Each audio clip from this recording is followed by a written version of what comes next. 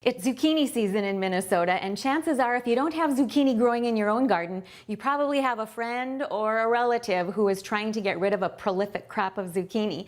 I love grating zucchini and adding it to baked breads and cakes and cookies, but you know you can use zucchini if you chop it, dice it, slice it, grate it. You can add it to some savory dishes, and today I'm going to show you how I've included zucchini in a one-dish meal that is a little bit spicy. It's got a little bit of a southwestern flavor to it. First of all, I've taken some chopped onions and green peppers and I've already sauteed them until they're nice and tender. Then all I'm going to do is add a 28-ounce can of crushed tomatoes. And once those are in there, I'll stir it up a little bit and then add a little bit of spice.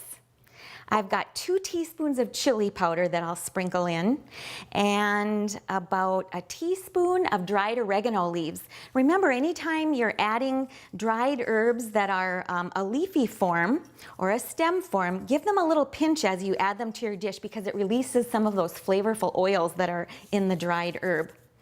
And then I'm going to add half teaspoon of dried cumin powder. Then I'll stir that up. I'm going to put it back on the stove and bring it up to a simmer, cook it for about 10 minutes, just so those flavors have a chance to be incorporated into the sauce. So I've got about 2 cups of crushed up chips here. I just put them in a Ziploc bag. I've got 2 15-ounce cans of drained black beans. I rinsed them, drained them, and then I shredded up a zucchini about this size, just 1 medium zucchini. And because the skin and the seeds are edible, it's all you do. Cut off the stem, cut off the end, and grate it up. I did it in the food processor. It doesn't take time at all. And then I have 2 cups of shredded cheddar cheese. So I'm going to start by putting half of my chips in the bottom of a dish that I've oiled a little bit with some olive oil.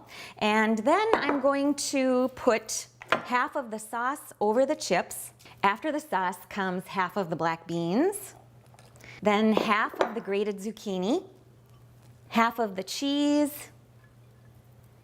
and then we'll start all over again. Once you've got all the ingredients layered twice in the dish, pop it into a 350-degree oven for 25 to 30 minutes. It just needs to be heated through, and you will have 1 great meal and 1 less zucchini in the kitchen. I'm Sue Doden, and I'm all about food.